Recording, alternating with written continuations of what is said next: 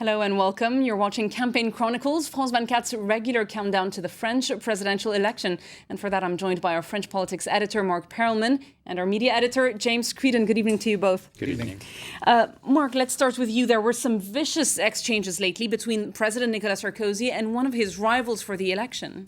Yes, absolutely. And the smell, the whiff of scandal has been with Nicolas Sarkozy for several weeks.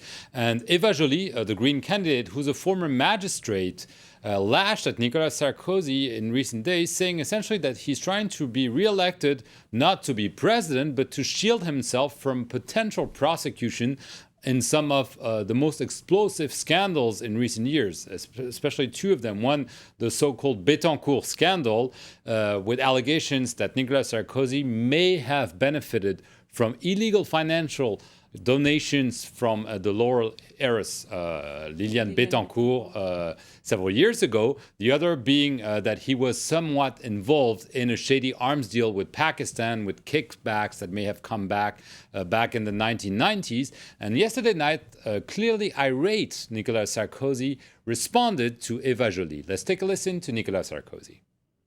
First, I don't have to answer to Madame Joly. When you repeat the accusations she made, you should in fact bring new elements, ask her for facts, and then I'll explain myself. With all these rumours, malicious gossip, the aim's to destroy me, to demolish me just because the person has nothing else to say, and we're here 3 weeks before the election. Well, allow me to ignore it. It's worthless.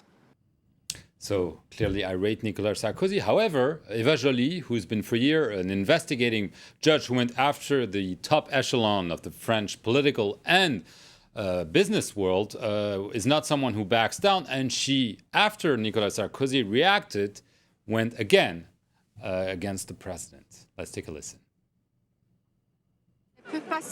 He can't hide behind the fact that he despises me. It's not enough.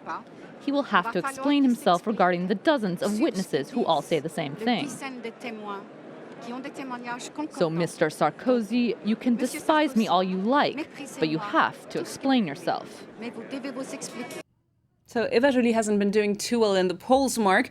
And the latest figures are also not so good for Nicolas Sarkozy. No, they are worrying. We've had 4 polls since yesterday, and they all show the same worrying trend for the president, meaning that he is behind his main rival, François Hollande, in 3 of those polls. We're seeing figures for 1 of them, and he's way behind in round 2 of the election. And why is it important? Because Nicolas Sarkozy had... It's a huge gap, but it's the for round 1 figures that are really interesting, because Nicolas Sarkozy had managed to surge ahead of François Hollande in the first round, albeit slightly, but nevertheless, he thought it was really important to come out on top in round 1 so you could attract more voters in round 2. But the fact that he's falling behind again, François Hollande, at this juncture, 9 days before round 1, is really worrying, because this is not the plan. The Sarkozy people have told us again and again, if he comes out on top in the first round, you'll see centrist voters will flock to Nicolas Sarkozy. But if he is behind and François Hollande maintains his level, it's going to be mission nearly impossible for Nicolas Sarkozy. Some very interesting polling figures there. Another candidate who's been struggling of late is centrist leader François Bayrou. After surging to 15% of voting intentions, he's now barely reaching 10%. Well, Bayrou was in Tours tonight to try and pump up his supporters, try and convince them that he can still pull off an upset. France 24's reporter Luke Brown was there. There's been a lot of talk in recent days about which of the big 2 candidates François Bayrou could end up eventually supporting if he doesn't make it to the second round. No chance of that, despite many of the compliments that he's been receiving in the recent days and weeks. He's stubbornly rejecting those unofficial advances. Nicolas Sarkozy and François Hollande, he says, are both lying to the French voters, making promises they can't possibly keep. For François Bayrou, then, his goal does remain ensuring that French voters actually have a choice different to the one that many observers are predicting come the second round of the election. Throughout the campaign, François Bayrou says he has been the only candidate to tell French voters the truth. However, that truth is somewhat hard to swallow. To get France out of the current crisis, he said, it's going to take a lot of hard work and a lot of sacrifices. Many do agree that François Bayrou has had the right diagnostic to the current crisis. However, telling the truth hasn't yet won him that many votes. And now to a candidate who's keen to make a name for himself. Polls predict he'll get less than 2% of the vote in the presidential election.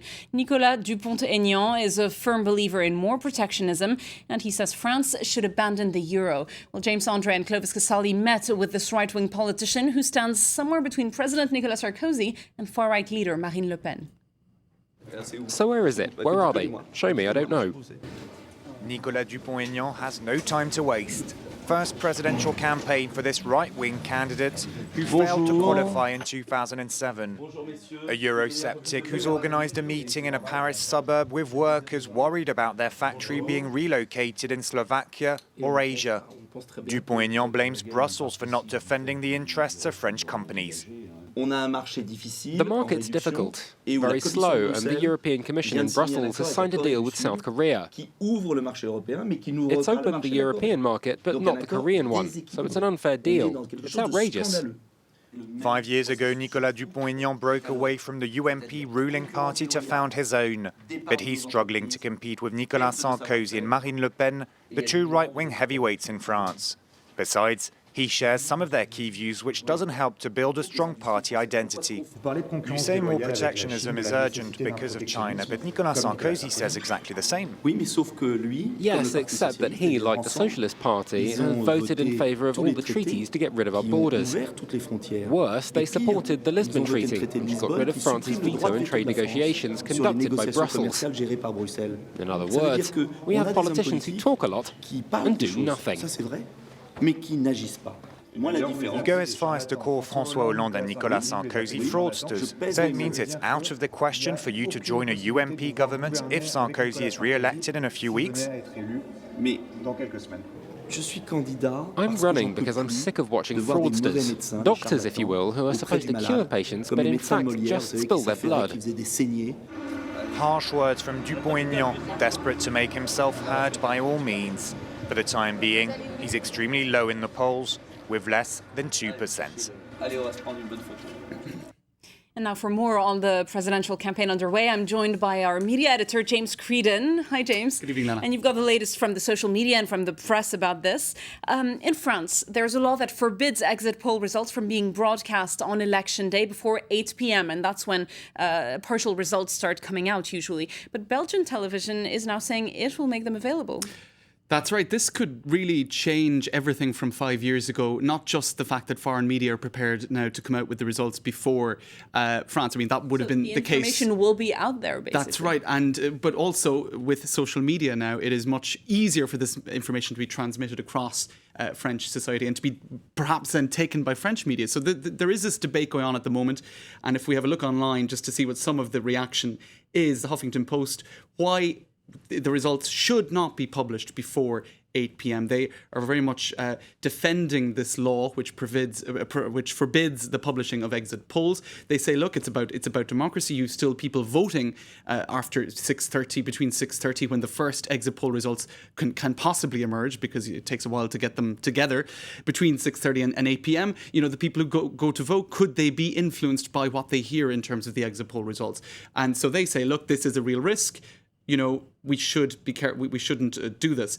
Now, interestingly, Rolling News Channel editors were interviewed about this today by the L'Express magazine media editor. This is Albert Ripamonti, who we know well here at France 24, and Hervé Beroud. Now, they both said that they will stick to this rule. They will not broadcast anything before 8 p.m., despite the fact that Belgian television has said they will do that from 6:30 onwards. So saying, look, we need to respect this law. Now, they do talk about other areas of red tape in French legislation regarding the elections. For example, this infamous law where each candidate needs to be given equal airtime in the weeks leading up to the election. They say actually on that count that it's anti-democratic. It kills democracy. Too much equality kills equality. I don't know what you think of that, Mark. One reason why they're saying we won't do it before 8 o'clock is that you'll be slapped with a heavy fine if you publish something before 8 o'clock. So behind the democratic agreement, there's also a financial one that we should never forget. Now, another point that was made about this, which I think is worth making, is was made on by Opinion Way pollsters. Now, they said, look, let's be honest here. You've got only a sliver of the population that actually use Twitter regularly. And of that population, those who will actually vote between 6:30 p.m. and 8 p.m., it is negligible. So this election will not be Twitterized or Twitterisé, as they point out here on the Europe 1 Le Lab website. So they're saying, look, storm in a teacup, this isn't really a major concern. Next, the French League Against Racism and Anti-Semitism, the LICRA, has come out with a provocative video. That's right. I'm not sure if we'll have time to actually look at it, but I'll explain what happened. In a few minutes. We'll take a quick look at it then. It's not very flattering for Marine Le Pen.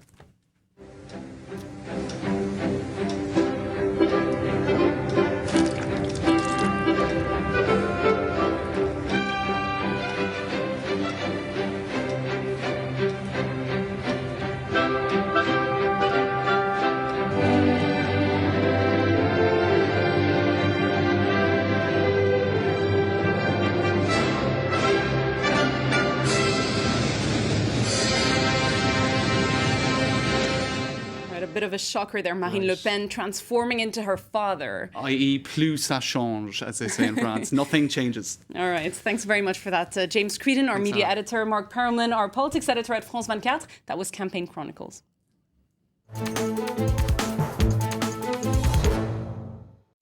Well, I'm glad we got it in.